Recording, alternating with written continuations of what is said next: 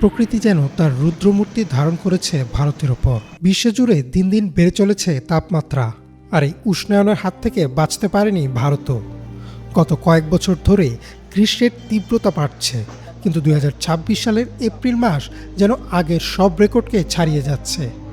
উত্তর ভারত থেকে শুরু করে পূর্ব ও মধ্য ভারত সবখানেই এখন আগুনের হলকা। সাধারণ মানুষের জনজীবন আজ ওষ্ঠাগত। সকাল গড়াতেই রাস্তাঘাট জনশূন্য হয়ে পড়ছে, আর দুপুরের তপ্ত বাতাস যেন মনে করিয়ে দিচ্ছে কোনো এক আগ্নেয়গিরির উত্তাপকে।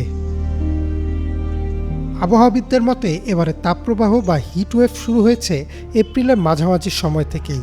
ইন্ডিয়া টুডের এক প্রতিবেদন মতে সাধারণত মে মাসে যে ধরনের গরম দেখা যায়, এবার এপ্রিলের শেষ সপ্তাহেই তাপমাত্রা সেই সীমা অতিক্রম করেছে।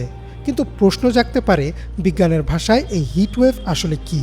ভারতীয় আবহাওয়া অধিদপ্তরের সংজ্ঞা মতে কোনো সমতল অঞ্চলের তাপমাত্রা যখন স্বাভাবিকের চেয়ে অন্তত 4.5 ডিগ্রি সেলসিয়াস বেশি থাকে এবং তা টানা কয়েকদিন স্থায়ী হয়, তখন তাকে তাপপ্রবাহ বা হিটওয়েভ বলা হয়।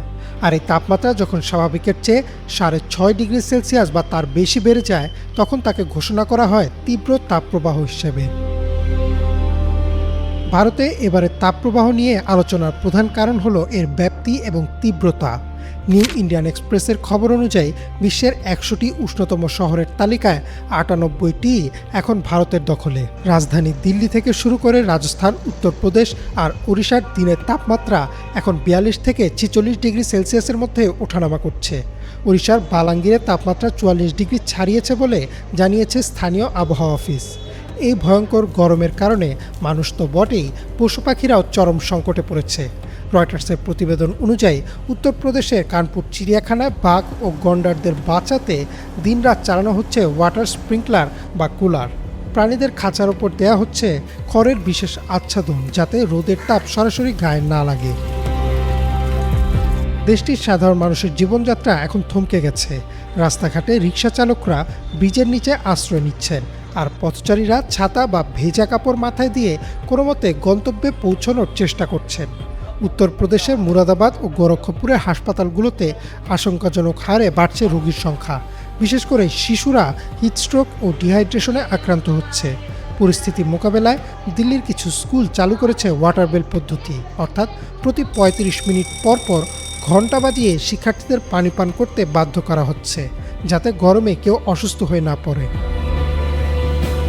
কিন্তু কেন এই বছর পরিস্থিতি এত ভয়াবহ? জলবায়ু গবেষকরা এর পেছনে সবচেয়ে বড় কারণ হিসেবে দেখছেন আসন্ন সুপার এল নিনোকে। দ্য গার্ডিয়ানের একটি বিশ্লেষণ বলছে 2026 সালের এই তাপপ্রবাহ আসলে সেই সুপার এল নিনোরই একটি আগাম সতর্কবার্তা। প্রশান্ত মহাসাগরের মধ্যাঞ্চল স্বাভাবিকের চেয়ে অনেক বেশি উষ্ণ হয়ে ওঠায় দক্ষিণ এশিয়ার বৃষ্টির পরিমাণ কমে গেছে এবং শুষ্ক তপ্ত বাতাসের আধিপত্য বেড়েছে, যার সরাসরি প্রভাব পড়ছে ভারত ও বাংলাদেশের ওপর।